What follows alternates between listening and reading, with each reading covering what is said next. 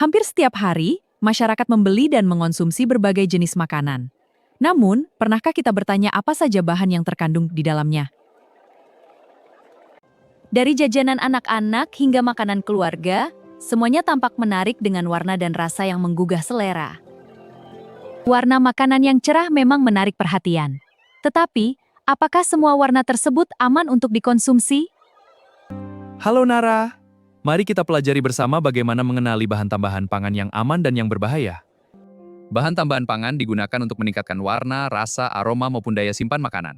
Pangan adalah segala sesuatu yang berasal dari sumber hayati dan digunakan sebagai makan atau minuman untuk memenuhi kebutuhan tubuh manusia. Untuk meningkatkan kualitas makanan, produsen sering menggunakan bahan tambahan pangan seperti pewarna, pemanis, pengawet, dan penyedap. Sebagai konsumen yang cerdas, kita perlu memperhatikan keamanan pangan sebelum membeli dan mengonsumsinya.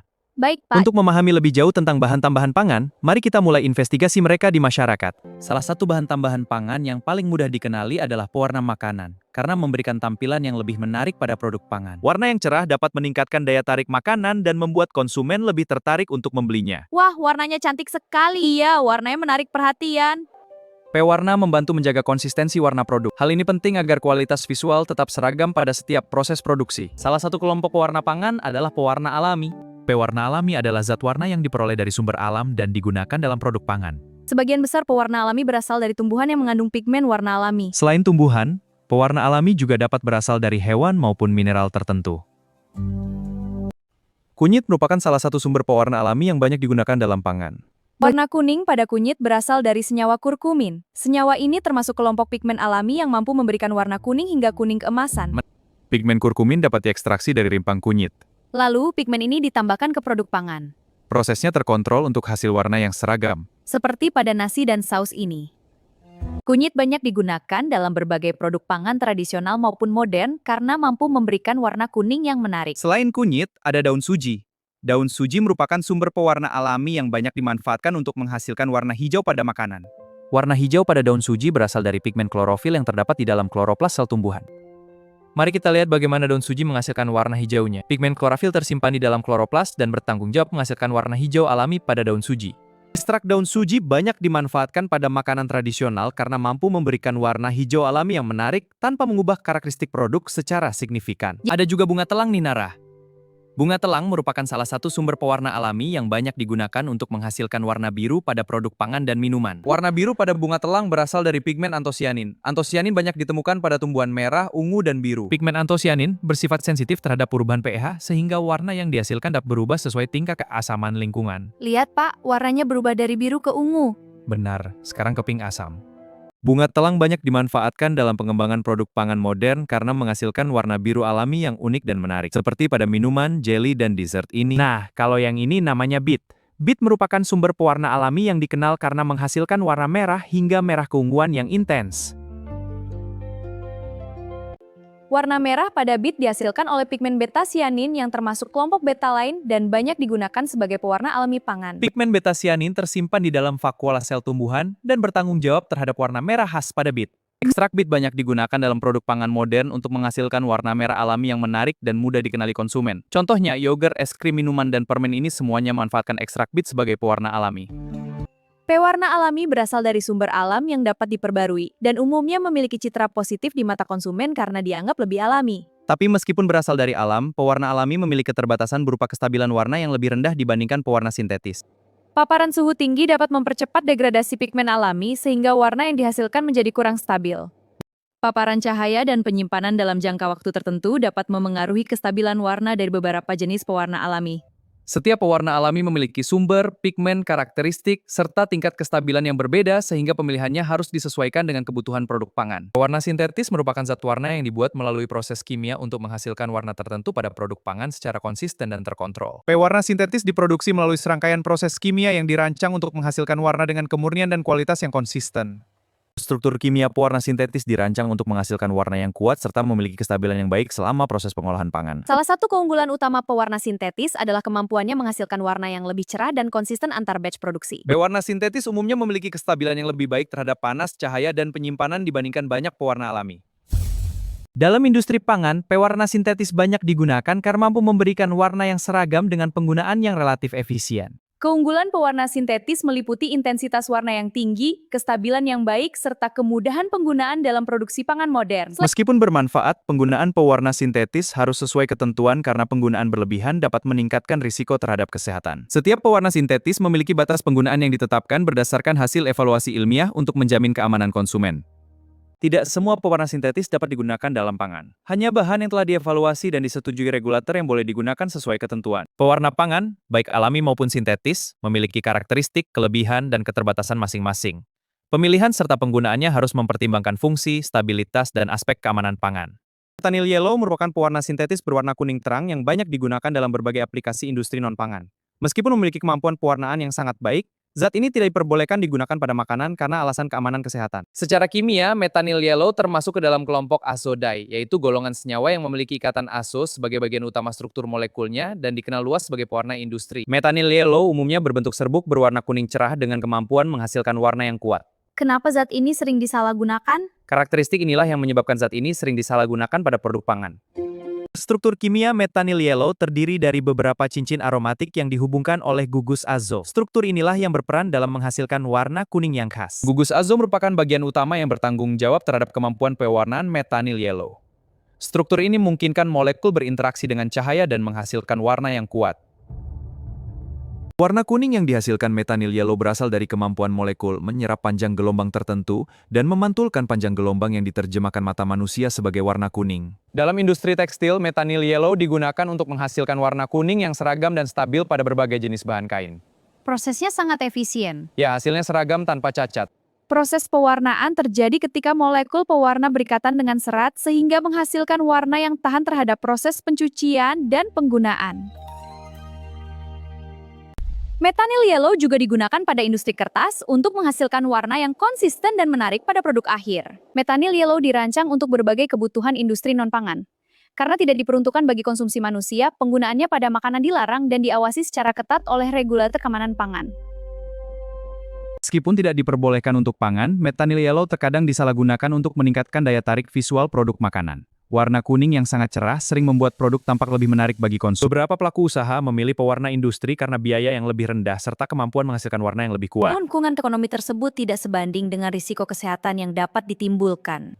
Produk pangan berwarna kuning mencolok sering menjadi prioritas pengawasan laboratorium. Pemeriksaan dilakukan untuk memastikan bahwa warna yang digunakan berasal dari bahan tambahan pangan yang aman. Ketika makanan yang mengandung metanil yellow dikonsumsi, senyawa tersebut memasuki sistem pencernaan dan berpotensi mengalami absorpsi sebelum didistribusikan ke berbagai organ tubuh.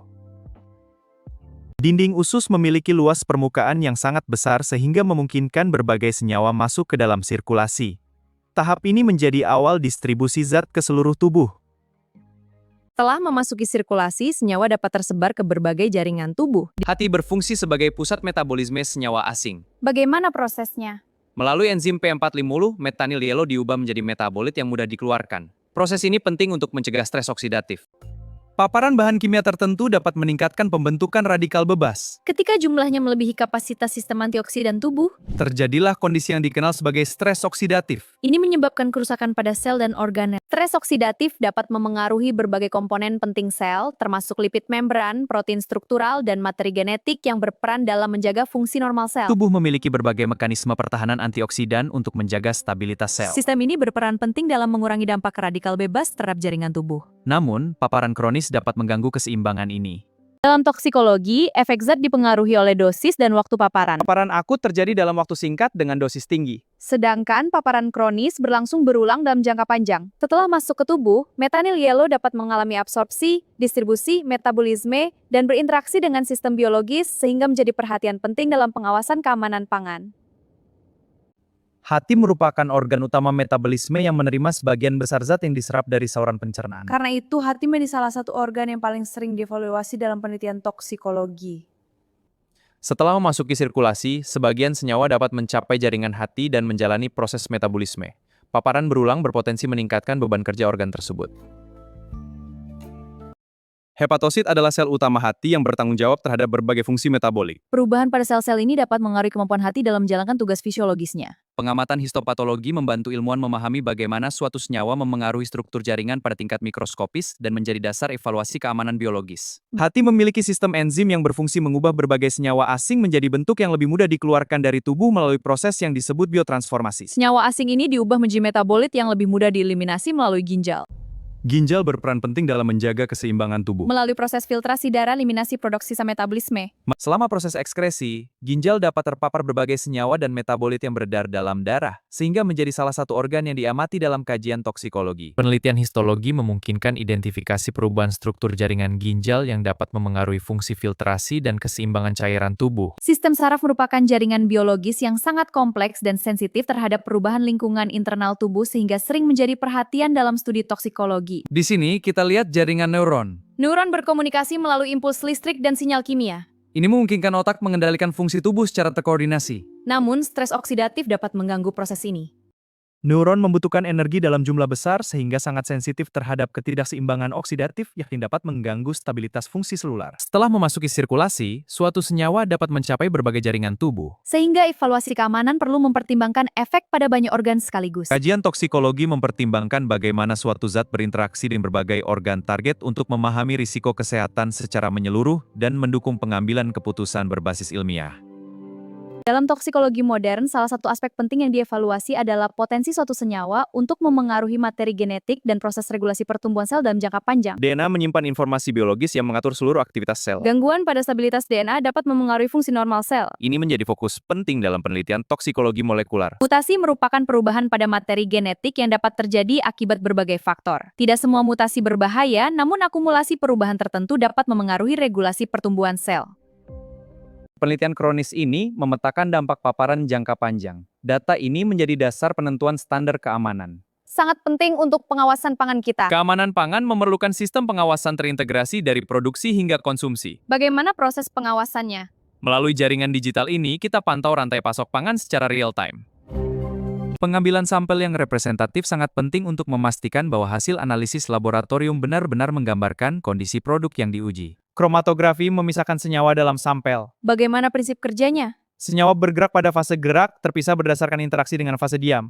Identifikasi dilakukan dengan membandingkan karakteristik sampel terhadap standar referensi sehingga keberadaan suatu senyawa dapat dipastikan secara ilmiah. Hasil laboratorium harus dianalisis secara sistematis Ya, untuk memastikan validitas data. dan mendukung pengambilan keputusan berbasis bukti ilmiah. Laboratorium ini adalah garda terdepan dalam keamanan pangan. Melalui alur pengujian ini, dari sampling hingga pelaporan, kami memastikan keamanan produk. Proses yang sangat komprehensif. Benar, semuanya mengikuti standar ilmiah yang ketat. BPOM berperan dalam mengawasi keamanan pangan melalui penyusunan regulasi, pengujian produk, pengawasan distribusi, dan tindakan penegakan hukum. Penegakan hukum untuk produk yang melanggar. Methanol yellow tidak termasuk dalam daftar pewarna yang diizinkan untuk pangan. Sehingga penggunaannya dalam makanan tidak diperbolehkan berdasarkan ketentuan keamanan pangan. Keamanan pangan dimulai dari produsen yang bertanggung jawab. Konsumen juga berperan aktif dalam pengawasan. Regulator memastikan standar dipatuhi semua pihak. Akademisi dan tenaga kesehatan mendukung riset dan edukasi. Rasa manis merupakan salah satu rasa yang paling disukai manusia. Kehadiran pemanis tidak hanya memengaruhi cita rasa, tetapi juga berperan dalam kualitas, tekstur, stabilitas, dan penerimaan konsumen terhadap suatu produk pangan. Pemanis adalah bahan yang digunakan untuk memberikan atau meningkatkan rasa manis pada makanan dan minuman. Sensasi manis terjadi ketika molekul pemanis berinteraksi dengan reseptor rasa manis di lidah. Ini menghasilkan sinyal saraf yang diteruskan ke otak. Pemanis dapat dibedakan menjadi pemanis alami dan pemanis sintetis. Pemanis alami diperoleh dari sumber biologis seperti tumbuhan atau produk hewani. Sedang pemanis sintetis diproduksi melalui proses kimia dan teknologi industri. Berbagai jenis pemanis alami yang banyak digunakan dalam pangan, termasuk sukrosa dari tebu, madu yang dihasilkan lebah, serta stevia yang dikenal memiliki tingkat kemanisan tinggi dengan kandungan kalori yang sangat rendah. Selain memberikan rasa manis, pemanis memiliki berbagai fungsi penting dalam teknologi pangan, Pemanis dapat mengaruhi tekstur, aroma, dan kestabilan produk. serta meningkatkan daya terima konsumen dan umur simpan. Rasa manis meningkatkan kenikmatan sensori produk. Tingkat kemanisan yang tepat memengaruhi persepsi kualitas. Data sensorik menunjukkan preferensi konsumen. Ini membawa kita ke konsep keseimbangan rasa. Dalam formulasi pangan, rasa manis sering digunakan untuk menyeimbangkan rasa asam atau pahit. Interaksi antar rasa ini membantu menghasilkan profil sensorik yang lebih harmonis dan mudah diterima oleh konsumen. Selain memberikan rasa manis, pemanis juga memengaruhi tekstur produk. Pada roti, kue, dan berbagai makanan olahan, gula membantu mempertahankan kelembapan. Ini memperbaiki struktur dan memberikan karakteristik fisik yang diinginkan.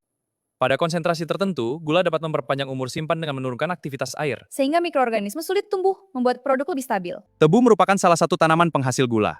Sebagian besar sukrosa yang digunakan dalam industri pangan berasal dari tanaman ini karena kandungan gulanya tinggi dan produktivitasnya sangat baik. Batang tebu berfungsi sebagai tempat utama penyimpanan sukrosa. Melalui proses biologis yang kompleks, tanaman mengakumulasi. Melalui fotosintesis, tanaman mengubah energi cahaya menjadi energi kimia. Hasilnya berupa karbohidrat yang disimpan sebagai sukrosa. Mari kita lihat prosesnya di dalam kloroplas. Cahaya matahari memicu reaksi untuk membentuk glukosa lalu sukrosa. Secara kimia, sukrosa merupakan disakarida yang tersusun dari satu molekul glukosa. Kedua molekul ini terhubung melalui ikatan glikosida yang stabil. Sukrosa yang dihasilkan tanaman disimpan dalam jumlah besar di batang tebu. Kandungan gula yang tinggi inilah yang membuat tebu menjadi bahan baku utama industri gula dunia. Setelah mencapai tingkat kematangan optimal, tebu dipanen untuk memperoleh kandungan sukrosa tertinggi. Waktu panen yang tepat sangat penting karena memengaruhi rendemen gula yang dapat dihasilkan. Tebu yang telah dipanen harus segera diolah untuk mencegah penurunan kualitas sukrosa. Semakin lama penyimpanan setelah panen, semakin besar kemungkinan terjadinya kehilangan gula akibat aktivitas biologis dan mikrobiologis. Batang tebu digiling untuk mengekstraksi nira yang mengandung sukrosa, air, mineral, serta berbagai senyawa alami lainnya. Nira inilah yang menjadi bahan dasar utama dalam produksi gula kristal. Selanjutnya, kita akan ke tahap pemurnian. Sebelum dikristalkan, nira harus dimurnikan untuk menghilangkan partikel, serat tanaman, pigmen, dan senyawa lain yang dapat menurunkan kualitas produk akhir. Tahap ini sangat penting untuk penghasilan gula yang memenuhi standar mutu pangan. Melalui proses penguapan dan kristalisasi, sukrosa dipisahkan dari larutan hingga terbentuk kristal gula yang siap digunakan dalam berbagai produk pangan. Sukrosa menjadi salah satu pemanis alami yang paling luas penggunaannya di seluruh dunia. Ketika makanan yang mengandung sukrosa dikonsumsi, molekul tersebut memasuki saluran pencernaan. Lalu apa yang terjadi? Sukrosa mengalami hidrolisis di usus halus, dipecah menjadi glukosa dan fruktosa untuk energi. Sukrosa tidak dapat diserap secara langsung oleh usus, Molekul ini harus dihidrolis menjadi glukosa dan fruktosa. agar dapat melewati membran sel dan masuk ke sistem sirkulasi tubuh. Proses ini dimediasi oleh enzim sukrase. Berbeda dengan glukosa yang digunakan oleh hampir seluruh jaringan tubuh, sebagian besar fruktosa dimetabolisme di hati. Organ ini mengubah fruktosa menjadi senyawa yang dapat digunakan untuk menghasilkan energi atau disimpan sesuai kebutuhan. Ketika asupan glukosa melebihi kebutuhan energi sesaat, tubuh menyimpannya dalam bentuk glikogen. Cadangan energi ini terutama tersimpan di hati dan otot sehingga dapat digunakan kembali saat tubuh memerlukan energi tambahan. Tubuh memiliki mekanisme untuk menjaga kadar glukosa darah stabil. Insulin membantu sel menyerap glukosa. Glukagon melepaskan cadangan energi saat kadar glukosa menurun. Melalui proses pencernaan, absorpsi, distribusi, dan metabolisme, sukrosa berfungsi sebagai sumber energi penting bagi tubuh. Pemahaman mengenai proses ini menjadi dasar untuk memahami peran berbagai jenis pemanis alami dalam nutrisi manusia. Madu merupakan salah satu pemanis alami tertua yang dikenal manusia. Produk alami ini dihasilkan oleh lebah melalui proses biologis yang kompleks dengan memanfaatkan nektar dari berbagai jenis bunga. Mari kita lihat asal-usul madu. Selama ribuan tahun, madu digunakan sebagai bahan pangan, sumber energi, serta bagian dari berbagai tradisi budaya. Produksi madu dimulai ketika lebah pekerja mengumpulkan nektar dari bunga. Nektar ini kaya akan gula sederhana dan menjadi bahan baku utama yang akan diproses menjadi madu di dalam koloni lebah. Di dalam tubuh lebah, nektar diproses oleh enzim. Enzim invertase mengubah sukrosa menjadi glukosa dan fruktosa. Proses ini menghasilkan madu dengan sifat uniknya. Selanjutnya, madu akan matang. Selama proses pematangan, lebah mengurangi kadar air dalam nektar sehingga terbentuk madu yang lebih pekat dan stabil. Tahap ini sangat penting karena menentukan kualitas, rasa, dan umur simpan madu yang dihasilkan. Madu merupakan campuran kompleks yang tersusun terutama dari fruktosa dan glukosa, disertai air, mineral, vitamin, asam organik, enzim, serta berbagai senyawa bioaktif. Kombinasi komponen inilah yang memberikan karakteristik unik pada madu dibandingkan pemanis alami lainnya. Fruktosa merupakan gula yang umumnya terdapat dalam jumlah terbesar pada madu. Tingkat kemanisannya lebih tinggi dibandingkan glukosa sehingga memberikan rasa manis khas yang kuat meskipun dalam konsentrasi yang relatif rendah. Selain fruktosa, madu juga mengandung glukosa dalam jumlah yang signifikan. Glukosa berperan penting sebagai sumber energi cepat bagi tubuh dan memengaruhi sifat fisik madu seperti kecenderungan kristalisasi. Kadar air merupakan parameter mutu yang sangat penting.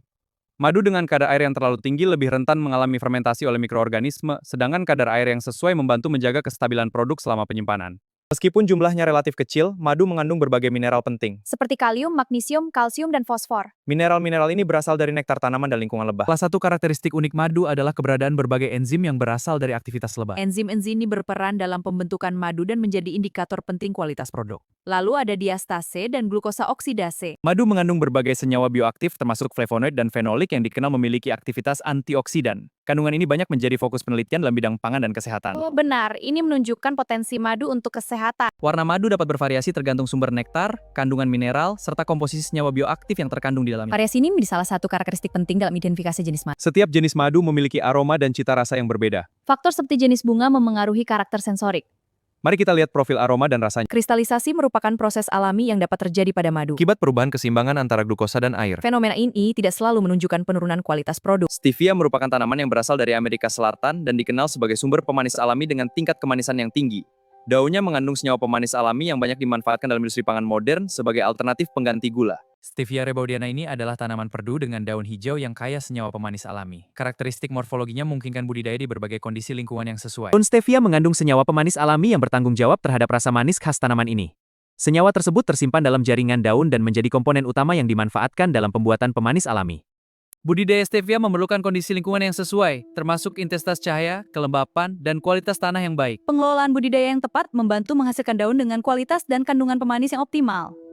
Waktu panen yang tepat sangat memengaruhi kualitas bahan baku stevia. Daun yang dipanen pada kondisi optimal umumnya memiliki kandungan senyawa pemanis yang lebih tinggi dan kualitas yang lebih baik untuk proses pengolahan. Setelah dipanen, daun stevia menjalani serangkaian proses pengolahan. Tahapan ini meliputi pengeringan, ekstraksi, dan pemurnian. Tujuannya adalah memperoleh senyawa pemanis alami berkualitas tinggi. Mari kita lihat aplikasi stevianya. Saat ini, stevia digunakan dalam berbagai produk pangan dan minuman sebagai alternatif pemanis alami. Penggunaannya terus berkembang karena mampu memberikan rasa manis yang tinggi dengan jumlah pengguna yang relatif kecil dibandingkan gula konvensional. Rasa manis pada stevia berasal dari kelompok senyawa yang disebut steviol glikosida. Senyawa inilah yang bertanggung jawab menghasilkan intensitas rasa manis yang tinggi pada daun stevia. Mari kita lihat strukturnya. Steviol glikosida tersusun atas kerangka steviol yang berikatan dengan beberapa gugus gula. Kombinasi struktur ini menghasilkan karakteristik rasa manis yang khas.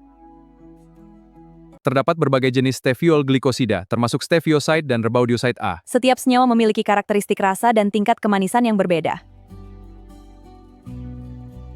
Stevioside merupakan salah satu komponen utama pada stevia yang berkontribusi terhadap rasa manis alami tanaman tersebut. Benar, stevioside ini 200-300 kali lebih manis dari gula. Rebaudioside A dikenal memiliki profil rasa yang lebih bersih sehingga banyak digunakan dalam formulasi pemanis modern. Steviol glikosida memiliki tingkat kemanisan yang jauh lebih tinggi dibandingkan sukrosa. Jadi, kita hanya perlu sedikit saja untuk hasil yang sama? Tepat sekali, ini membuatnya ideal untuk pemanis rendah kalori. Dan milikku digunakan dalam jumlah yang sangat kecil karena kemanisannya yang tinggi. Stevia memiliki berbagai keunggulan yang menjadikannya salah satu pemanis alami yang banyak digunakan dalam pengembangan produk pangan. Stevia memiliki tingkat kemanisan yang jauh lebih tinggi dibandingkan gula, Benar, intensitasnya sangat tinggi. sehingga diperlukan dalam jumlah yang lebih sedikit. Stevia memiliki karakteristik yang mendukung penggunaannya pada berbagai jenis produk pangan. Benar. Mari kita lihat hasil pengujiannya. Data menunjukkan stabilitas formulasi sangat baik di semua kondisi. Ini membuktikan stevia andal untuk industri pangan. Stevia digunakan pada berbagai kategori pangan modern. Menarik, bisa dijelaskan aplikasinya? Tentu, di minuman stevia memberi rasa manis tanpa kalori. Lalu bagaimana dengan yogurt dan roti? Stevia juga stabil untuk yogurt dan pastry bebas gula. Stevia digunakan pada berbagai produk pangan modern. Fleksibilitas formulasi dan tingkat kemanisannya yang tinggi membuat penggunaannya terus berkembang. Stevia berasal dari tanaman Stevia rebaudiana. Senyawa pemanis alaminya tersimpan pada daun dan dimanfaatkan sebagai bahan pangan. Stevia memiliki kemanisan tinggi dan berasal dari sumber alami. Karakteristik ini menjadikannya salah satu pemanis penting dalam industri pangan modern. Setiap pemanis alami memiliki karakteristik yang berbeda, Perbandingan diperlukan untuk memahami keunggulan. dan penggunaannya dalam formulasi pangan. Sukrosa berasal dari tebu. Madu dihasilkan oleh lebah melalui pengolahan nektar bunga. Sedangkan stevia diperoleh dari daun tanaman Stevia rebaudiana. Mari kita bandingkan komposisi kimia pemanis ini. Strukturnya menunjukkan perbedaan utama. Komposisi kimia setiap pemanis berbeda. Perbedaan inilah yang menentukan karakteristik rasa, stabilitas, dan fungsi teknologi dalam produk pangan. Stevia memiliki tingkat kemanisan yang jauh lebih tinggi dibandingkan sukrosa dan madu. Karena itu penggunaannya membutuhkan jumlah yang jauh lebih sedikit. Perbedaan tingkat kemanisan menyebabkan kebutuhan penggunaan setiap pemanis menjadi berbeda dalam formulasi pangan. Pemilihan pemanis sangat bergantung pada karakteristik produk yang akan dikembangkan serta tujuan formulasi yang ingin dicapai. Mari kita lihat matriksnya. Selanjutnya, kita masuk ke evaluasi sensorik. Karakteristik sensorik menentukan bagaimana konsumen merasakan suatu produk. Rasa, aroma, dan aftertaste menjadi faktor penting dalam penerimaan pangan. Benar. Sekarang mari kita lihat fungsi teknologi pangan di baliknya. Pemanis tidak hanya berfungsi memberikan rasa manis. Dalam teknologi pangan, pemanis juga berkontribusi terhadap tekstur dan kualitas produk. Pemilihan pemanis harus disesuaikan dengan karakteristik produk. Faktor sensorik dan teknologi menjadi pertimbangan utama. Industri pangan terus mengembangkan produk berbasis pemanis alami. Inovasi ini mendukung kebutuhan konsumen terhadap produk yang lebih beragam. Lihat, pemanis alami ini membukakan potensi penuhnya. Inovasi ini membawa kita ke era keberlanjutan. Keberlanjutan menjadi aspek penting dalam produksi bahan pangan. Pengelolaan sumber daya yang baik membantu menjaga ketersediaan pemanis alami. Sukrosa merupakan pemanis yang berasal dari tebu dan banyak digunakan dalam industri pangan sebagai standar rasa manis. Sukrosa tersusun dari glukosa dan fruktosa yang terikat melalui ikatan glikosidik. Benar, ikatan ini membentuk sukrosa. Unit glukosa dan fruktosa ini menentukan sifatnya dalam pangan. Struktur ini krusial untuk fungsinya. Selain memberikan rasa manis, sukrosa juga berperan dalam pembentukan tekstur dan kualitas berbagai produk pangan. Fungsi ini penting untuk kualitas akhir produk seperti roti dan kue. Sekarang, mari kita lihat bagaimana sukrosa di metabolisme. Dalam tubuh, sukrosa dipecah menjadi glukosa dan fruktosa. Benar, itu dilakukan oleh enzim sukrase di usus halus. Kedua komponen tersebut kemudian digunakan dalam proses metabolisme energi. Jadi sukrosa adalah sumber energi penting. Sukrosa merupakan pemanis penting dengan fungsi luas dalam industri pangan dan metabolisme manusia. Mari kita lihat bagaimana semuanya terhubung dalam satu kesimpulan. Sukrosa, madu, dan stevia memiliki karakteristik yang berbeda. Pemilihan pemanis harus disesuaikan dengan kebutuhan formulasi dan tujuan produk. Pemahaman tentang sukrosa, madu, dan stevia menjadi dasar penting dalam pengembangan pangan modern. Pengetahuan ini membantu menghasilkan produk yang inovatif, berkualitas, dan berkelanjutan. Keamanan pangan bertujuan melindungi masyarakat dari berbagai bahaya biologis, kimia, dan fisik. Seluruh sistem pengawasan bekerja bersama untuk memastikan pangan yang beredar tetap aman dikonsumsi. Pemanis sintetis adalah senyawa yang dibuat melalui proses kimia untuk menghasilkan rasa manis. Bahan ini digunakan sebagai alternatif gula dalam berbagai produk pangan.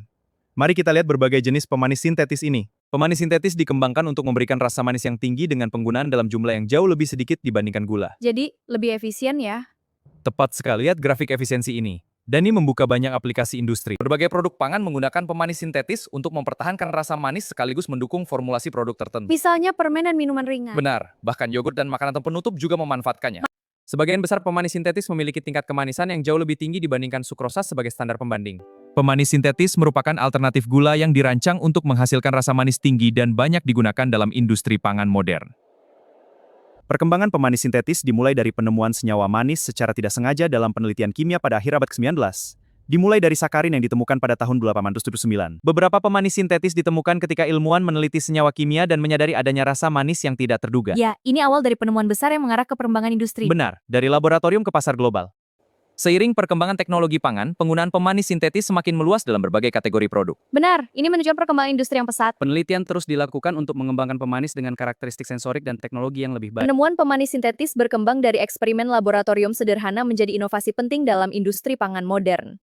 Berbagai senyawa terus dikembangkan untuk menghasilkan rasa manis yang efektif dan stabil. Sakarin merupakan salah satu pemanis sintetis tertua yang masih dikenal hingga saat ini. Senyawa ini memiliki tingkat kemanisan yang jauh lebih tinggi dibandingkan sukrosa sebagai standar rasa manis. Sakarin ditemukan secara tidak sengaja ketika penelitian kimia organik sedang berlangsung. Penemuan tersebut kemudian membuka jalan bagi perkembangan berbagai pemanis sintetis lainnya. Sakarin digunakan pada berbagai produk pangan karena mampu menghasilkan rasa manis yang kuat dengan jumlah penggunaan yang sangat kecil dibandingkan gula biar. Ini contoh aplikasinya pada minuman dan permen. Dengan efisiensi tinggi, selain memiliki tingkat kemanisan yang tinggi, sakarin juga dikenal memiliki karakteristik aftertaste tertentu yang dapat memengaruhi persepsi konsumen terhadap produk pangan. Benar, mari kita lihat data aftertaste-nya di sini. Ini menunjukkan keunggulan sakarin karena tingkat kemanisannya yang sangat tinggi. Sakarin dapat digunakan dalam jumlah yang jauh lebih sedikit, sehingga memberikan efisiensi formulasi pada berbagai produk pangan. Sakarin memiliki stabilitas yang baik terhadap berbagai kondisi pengolahan pangan. Benar, ini membuatnya ideal untuk produksi industri. Mari kita lihat simulasi pemanasannya. Strukturnya tetap stabil, tidak ada perubahan. Produksi sakarin dilakukan melalui proses sintesis kimia yang terkontrol untuk menghasilkan produk dengan tingkat kemurnian yang sesuai standar industri. Sakarin telah digunakan secara luas di berbagai negara dan menjadi salah satu pemanis sintetis yang paling dikenal dalam industri pangan dunia. Peta ini menunjukkan distribusi penggunaan global. Dalam industri pangan modern, sakarin menjadi salah satu alternatif pemanis yang digunakan untuk menghasilkan rasa manis yang efisien. Melalui teknologi canggih, sakarin diformulasi ke dalam berbagai produk rendah gula seperti minuman dan Makanan modern industri. Sakarin merupakan pemanis sintetis yang memiliki sejarah panjang, tingkat kemanisan tinggi, serta aplikasi yang luas dan teknologi pangan. Struktur molekul sakarin menjadi dasar penting yang menentukan sifat kimia, tingkat kemanisan, dan perilakunya dalam berbagai produk pangan. Molekul sakarin tersusun dari beberapa unsur kimia penting yang saling terhubung membentuk struktur stabil. Susunan atom tersebut berperan besar dalam menentukan sifat fisik, karakteristik kimia, dan kemampuan menghasilkan rasa manis yang sangat kuat. Di dalam struktur sakarin terdapat gugus fungsi yang memengaruhi perilaku kimia molekul. Gugus-gugus ini menentukan bagaimana sakarin berinteraksi dengan lingkungan, proses pengolahan pangan, serta reseptor rasa manis pada lidah manusia. Dalam ilmu pangan, sukrosa atau gula pasir digunakan sebagai standar pembanding kemanisan. Nilai kemanisan berbagai pemanis lain biasanya dinyatakan relatif terhadap tingkat kemanisan sukrosa tersebut. Sakarin memiliki sifat kimia yang mendukung penggunaannya dalam berbagai produk pangan. Senyawa ini dikenal cukup stabil selama proses produksi, penyimpanan maupun distribusi sehingga tetap mempertahankan karakteristik rasa manisnya. Stabilitasnya sangat penting untuk menjaga kualitas. Bentuk dan susunan kimia sakarin memungkinkan molekul ini berikatan secara efektif dengan reseptor rasa manis. Interaksi tersebut menghasilkan sensasi manis yang jauh lebih kuat. Struktur molekul sakarin merupakan faktor utama yang menentukan sifat kimia, kestabilan, serta tingkat kemanisannya. Pemahaman struktur ini membantu menjelaskan mengapa sakarin banyak digunakan dalam formulasi produk pangan modern. Dalam ilmu pangan, sukrosa atau gula pasir digunakan sebagai standar pembanding kemanisan. Nilai kemanisan berbagai pemanis lain biasanya dinyatakan relatif terhadap tingkat kemanisan sukrosa tersebut. Sakarin memiliki intensitas rasa manis yang jauh lebih tinggi dibandingkan sukrosa. Karena kemampuannya menghasilkan rasa manis yang kuat, jumlah yang digunakan dalam produk pangan biasanya sangat sedikit. Tingkat kemanisan yang tinggi membuat sakarin menjadi bahan yang efisien dalam formulasi produk. Produsen dapat memperoleh rasa manis yang diinginkan tanpa harus menggunakan bahan dalam jumlah besar.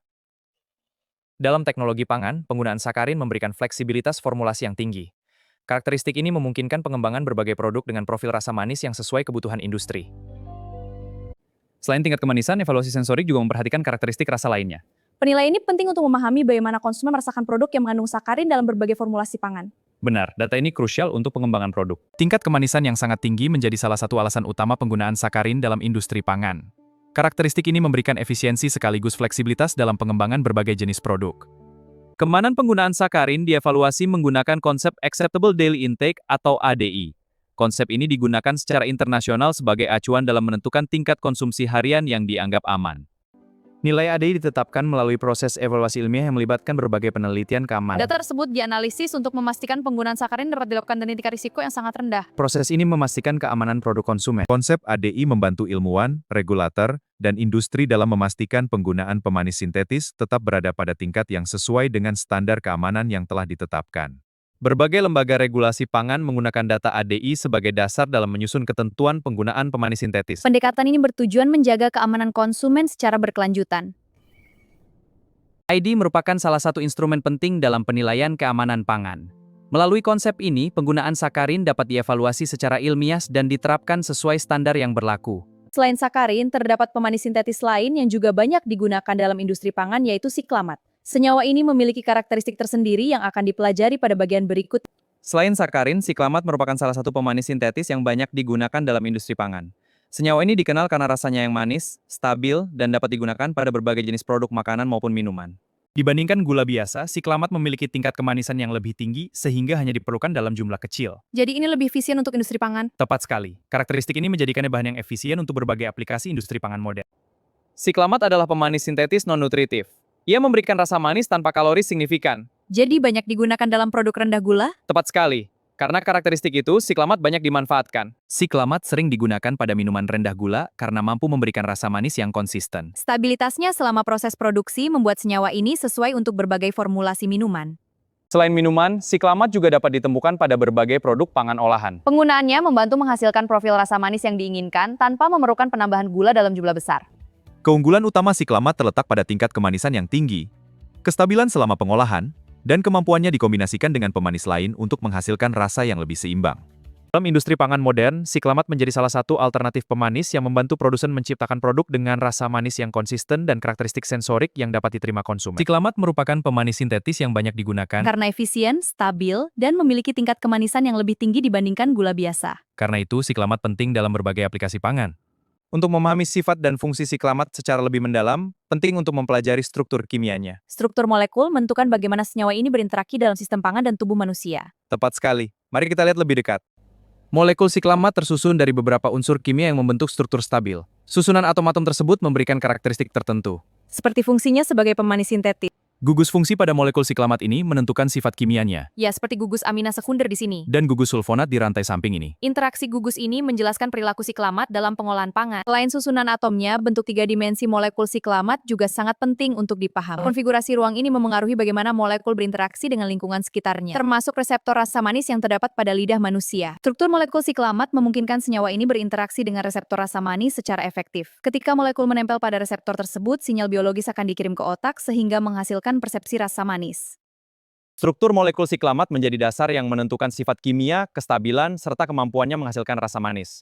Pemahaman mengenai struktur ini membantu menjelaskan mengapa siklamat dapat digunakan secara luas dalam berbagai produk pangan. Salah satu karakteristik penting siklamat adalah kemampuannya menghasilkan rasa manis yang lebih tinggi dibandingkan gula biasa. Oleh karena itu, siklamat yang digunakan dalam jumlah yang relatif kecil untuk mencapai tingkat kemanisan tertentu. Karena memiliki tingkat kemanisan yang lebih tinggi dibandingkan gula biasa, penggunaan siklamat dapat membantu menghasilkan rasa manis yang diinginkan dengan jumlah bahan yang lebih sedikit. Karakteristik kemanisan siklamat memungkinkan penggunaannya dalam berbagai formulasi pangan. Industri dapat mengatur profil rasa manis secara lebih fleksibel sesuai kebutuhan produk yang dikembangkan. Tepat sekali. Selain intensitas kemanisan, evaluasi sensorik juga memperhatikan karakteristik rasa secara keseluruhan. Hal ini membantu memastikan produk akhir memiliki kualitas sensorik yang dapat diterima konsumen Setelah dikonsumsi, siklamat akan melewati sistem pencernaan. dan mengalami proses biologis tertentu di dalam tubuh. Pemahaman mengenai metabolisme ini penting. Dalam evaluasi keamanan penggunaannya, Setelah masuk melalui makanan atau minuman, siklamat bergerak melalui saluran pencernaan. Sebelum akhirnya didistribusikan dan diproses. Sesuai mekanisme biologis tubuh. Sebagian siklamat dapat diserap oleh tubuh setelah melewati sistem pencernaan. Proses ini dipengaruhi oleh berbagai faktor biologis yang berbeda pada setiap individu. Ya. Dalam kondisi tertentu, sebagian siklamat dapat mengalami perubahan melalui aktivitas biologis yang terjadi di dalam tubuh. Proses ini menjadi salah satu fokus penelitian keamanan pangan. Setelah melalui proses metabolisme, sebagian besar siklamat dan hasil proses biologisnya akan dikeluarkan kembali dari tubuh melalui mekanisme ekskresi alami. Pemahaman mengenai perjalanan siklamat di dalam tubuh membantu para ilmuwan mengevaluasi keamanan penggunaan senyawa ini dalam berbagai produk pangan. Seperti pemanis sintetis lainnya, penggunaan siklamat juga dievaluasi melalui konsep Acceptable Daily Intake atau ADI yang digunakan sebagai acuan keamanan konsumsi harian. Nilai ADI ditetapkan melalui evaluasi ilmiah yang melibatkan penelitian toksikologi, studi keamanan, serta analisis risiko yang dilakukan secara komprehensif. jadi ini dasar ilmiah yang kuat untuk menentukan batas aman. Lembaga pengawas pangan menggunakan data ADI sebagai salah satu dasar dalam menetapkan batas penggunaan siklamat pada berbagai kategori produk pangan. Jadi, ADI sangat penting untuk regulasi pangan. Tepat sekali. Penerapan konsep ADI membantu memastikan bahwa penggunaan pemanis sintetis dilakukan dalam batas yang telah dievaluasi berdasarkan data ilmiah yang tersedia. Jadi, ini memastikan keamanan produk untuk konsumen. Sakarin dan siklamat telah digunakan secara luas dalam berbagai produk pangan. Namun konsumsi yang berlebihan tetap perlu diperhatikan karena dapat meningkatkan potensi munculnya efek yang tidak diinginkan serta memengaruhi pola konsumsi jangka panjang. Untuk menjaga keamanan konsumen, para ahli menetapkan Acceptable Daily Intake atau ADI. Apa itu ADI? Nilai ini menunjukkan jumlah maksimum yang dapat dikonsumsi setiap hari sepanjang hidup tanpa menimbulkan risiko kesehatan. Paparan pemanis sintetis dapat berasal dari berbagai sumber seperti minuman rendah gula, permen, sirup, makanan diet, hingga produk farmasi tertentu. Konsumsi berbagai produk tersebut secara bersamaan dapat meningkatkan total asupan harian terakumulasi. Paparan rasa manis yang sangat tinggi secara terus-menerus dapat memengaruhi persepsi sensorik seseorang. Akibatnya, makanan dengan tingkat kemanisan normal dapat terasa kurang manis dibandingkan sebelumnya. Preferensi terhadap rasa manis yang berlebihan dapat memengaruhi pilihan makanan sehari-hari. Oleh karena itu, keseimbangan pola makan tetap menjadi faktor penting dalam menjaga kesehatan secara keseluruhan. Pada sebagian individu yang sensitif, konsumsi pemanis sintetis dalam jumlah tinggi dapat menimbulkan rasa tidak nyaman pada saluran pencernaan. Respons ini berbeda tergantung kondisi masing-masing individu. Benar, seperti yang kita lihat pada model ini. Faktor usia, kondisi kesehatan, pola makan, dan jumlah konsumsi dapat memengaruhi bagaimana tubuh merespons pemanis sintetis. Oleh karena itu, respons yang muncul pada setiap individu tidak selalu sama. Keamanan sakarin dan siklamat terus dievaluasi melalui penelitian ilmiah, pemantauan penggunaan, dan kajian risiko berkala. Label pangan memberikan informasi mengenai bahan tambahan yang digunakan dalam suatu produk. Dengan membaca label, konsumen dapat mengetahui jenis pemanis yang digunakan dan mengontrol total konsumsi hariannya. Walaupun setiap produk mungkin mengandung pemanis sintetis dalam jumlah yang aman, konsumsi beberapa produk sekaligus dapat meningkatkan total paparan harian. Pemantauan konsumsi tetap penting dilakukan. Pemanis sintetis dapat menjadi alternatif yang bermanfaat dalam berbagai produk pangan apabila digunakan sesuai kebutuhan. Hal ini dapat membantu menjaga keseimbangan konsumsi serta mendukung pola makan yang lebih terkontrol. Pemahaman mengenai fungsi, manfaat, batas penggunaan, dan informasi keamanan pemanis sintetis dapat membantu konsumen membuat keputusan yang lebih tepat saat memilih produk pangan sehari-hari. Membaca label produk, memahami informasi gizi, dan mengonsumsi berbagai jenis makanan secara seimbang merupakan langkah sederhana yang dapat membantu mencegah konsumsi pemanis sintetis secara berlebihan. Sebagian besar perhatian terhadap efek samping berkaitan dengan konsumsi yang lebih batas yang direkomendasikan. Oleh karena itu, pemahaman mengenai batas konsumsi dan penggunaan yang tepat menjadi bagian penting dalam menjaga keamanan pangan. Untuk memastikan keamanan pangan bagi masyarakat, penggunaan pemanis sintetis di Indonesia diatur melalui berbagai ketentuan yang ditetapkan oleh Badan Pengawas Obat dan Makanan atau BPOM. Regulasi dibuat untuk melindungi kesehatan masyarakat, memastikan penggunaan bahan tambahan pangan sesuai fungsi teknologinya, serta memberikan kepastian keamanan bagi konsumen. Ketentuan penggunaan sakarin dan siklamat disusun berdasarkan penelitian ilmiah, data toksikologi, evaluasi risiko, serta rekomendasi lembaga internasional yang bergerak di bidang keamanan pangan. Jadi, semua berbasis bukti ilmiah. BPOM menetapkan kategori pangan tertentu yang diperbolehkan menggunakan pemanis sintetis. Ketentuan ini membantu memastikan bahwa penggunaannya sesuai dengan tujuan teknologi pangan dan prinsip keamanan. Selain menentukan kategori pangan yang diizinkan, Regulasi juga menetapkan batas maksimum penggunaan. untuk menjaga agar paparan konsumen tetap berada pada tingkat yang aman. Produk pangan yang menggunakan sakarin atau siklamat harus memenuhi persyaratan keamanan yang berlaku. Ini mencakup kualitas bahan baku, proses produksi, pengendalian mutu, serta kesesuaian dengan standar keamanan pangan yang telah ditetapkan. Setelah produk beredar, pengawasan tetap dilakukan melalui kegiatan monitoring dan pengujian sampel di pasaran. Langkah ini membantu memastikan bahwa produk tetap memenuhi standar keamanan yang ditetapkan. Laboratorium pengujian memiliki peran penting dalam mengidentifikasi kandungan bahan tambahan pangan dan memastikan bahwa kadar sakarin maupun siklamat berada dalam batas yang diperbolehkan. Pelabelan adalah bagian penting dari pelindungan konsumen. Informasi mengenai bahan tambahan pangan harus dicantumkan. Seperti pada kemasan ini, sakarin dan siklamat harus tertera, sehingga konsumen tahu kandungan produk yang mereka konsumsi. Selain regulator, industri pangan juga memiliki tanggung jawab untuk mematuhi ketentuan yang berlaku, menjaga kualitas produk, dan memastikan keamanan pangan sebelum sampai kepada konsumen. Keamanan pangan merupakan hasil kerjasama antara regulator, peneliti, industri, tenaga kesehatan, dan konsumen. Kolaborasi ini membantu menciptakan sistem pengawasan yang lebih efektif dan berkelanjutan. Pemahaman yang baik mengenai pemanis sintetis menjadi dasar penting dalam penerapan ilmu farmasi dan keamanan pangan. Keamanan pangan merupakan kondisi yang memastikan makanan aman untuk dikonsumsi dan tidak menimbulkan risiko kesehatan. Setiap bahan yang digunakan dalam pangan harus melalui evaluasi agar manfaatnya lebih besar dibandingkan potensi risikonya. Makanan yang tidak aman dapat menyebabkan gangguan kesehatan mulai dari keracunan ringan hingga penyakit yang lebih serius. Oleh karena itu, keamanan pangan menjadi salah satu aspek utama dalam perlindungan kesehatan masyarakat. Risiko keamanan pangan dapat muncul pada berbagai tahap, mulai dari produksi bahan baku, pengolahan, distribusi, hingga produk sampai ke tangan konsumen. Di mantauan setiap tahap sangat penting. Bahaya biologis berasal dari mikroorganisme seperti bakteri, virus, atau jamur yang dapat mencemari makanan dan menyebabkan penyakit apabila tidak dikendalikan dengan baik. Lihat bagaimana mereka berkembang biak dengan cepat. Ini sangat berbahaya. Bahaya kimia dapat berasal dari residu pestisida, logam berat, atau penggunaan bahan tambahan pangan yang tidak sesuai ketentuan. Bahaya fisik mencakup benda asing seperti kaca, logam, atau plastik yang secara tidak sengaja masuk ke dalam produk pangan selama proses produksi maupun distribusi. Pengendalian risiko dilakukan melalui penerapan standar produksi, pengawasan mutu, pemeriksaan laboratorium, Serta kepatuhan terhadap regulasi yang berlaku. setiap lapisan aktif secara berurutan membentuk. Inilah keamanan pangan yang terintegrasi. Keamanan pangan bertujuan melindungi masyarakat dari berbagai bahaya biologis, kimia, dan fisik. Seluruh sistem pengawasan bekerja bersama untuk memastikan pangan yang beredar tetap aman dikonsumsi. Label pangan merupakan sumber informasi resmi yang terdapat pada kemasan produk. Melalui label, konsumen dapat mengetahui berbagai informasi penting mengenai identitas produk, bahan, kandungan gizi, hingga aspek keamanan yang perlu diperhatikan sebelum mengonsumsi suatu pangan. Label pangan berfungsi sebagai sarana komunikasi antara produsen dan konsumen. Informasi ini membantu memahami karakteristik produk, Dan membandingkan pilihan yang tersedia. sehingga kita bisa mengambil keputusan yang lebih tepat dan bertanggung jawab. Bagian pertama yang biasanya terlihat pada label adalah nama produk. Nama ini memberikan gambaran mengenai jenis pangan yang dikonsumsi. Jadi ini membantu konsumen mengenali produk. Benar, dan membedakannya dari produk lain yang serupa. Daftar komposisi menunjukkan bahan-bahan dalam suatu produk pangan, Umumnya, bahan dituliskan berdasarkan jumlah terbesar hingga terkecil. sehingga konsumen dapat mengetahui bahan utama yang paling dominan. Informasi nilai gizi membantu konsumen memahami kandungan energi, protein, lemak, karbohidrat, gula, vitamin, dan mineral dalam suatu produk. Benar, informasi ini sangat penting untuk mendukung pola makan yang sehat dan seimbang. Nomor izin edar menunjukkan bahwa produk telah melalui proses evaluasi sesuai ketentuan yang berlaku. Selain itu, tanggal kedaluarsa memberikan informasi mengenai batas waktu penggunaan produk agar kualitas dan keamanannya tetap terjaga. Dengan membiasakan membaca label pangan secara teliti, konsumen dapat memahami kandungan produk Mengenali informasi keamanan, dan membuat keputusan yang lebih tepat sesuai kebutuhan kesehatan maupun preferensi pribadi.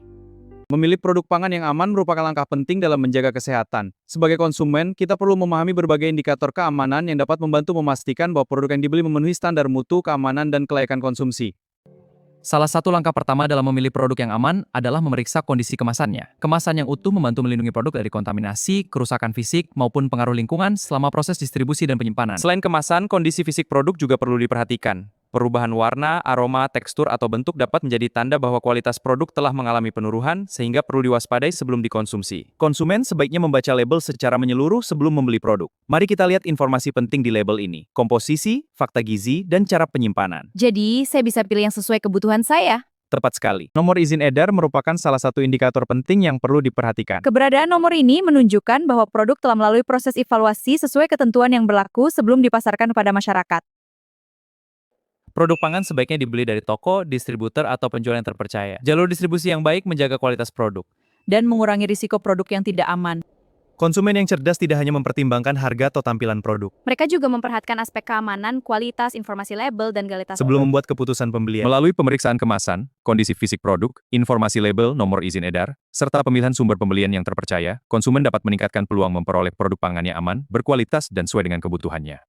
Dalam beberapa kasus, ditemukan penyalahgunaan bahan tambahan pangan yang tidak sesuai regulasi, sehingga dapat menimbulkan risiko bagi kesehatan konsumen dan merugikan masyarakat secara luas. Penyalahgunaan bahan tambahan pangan dapat terjadi karena berbagai faktor, seperti kurangnya pengetahuan produsen, ketidakpatuhan terhadap regulasi, atau keinginan memperoleh keuntungan ekonomi dengan mengabaikan aspek keamanan pangan yang seharusnya menjadi prioritas utama. Salah satu bentuk pelanggaran yang sering dibahas dalam keamanan pangan adalah penggunaan bahan yang sebenarnya tidak diperuntukkan bagi makanan.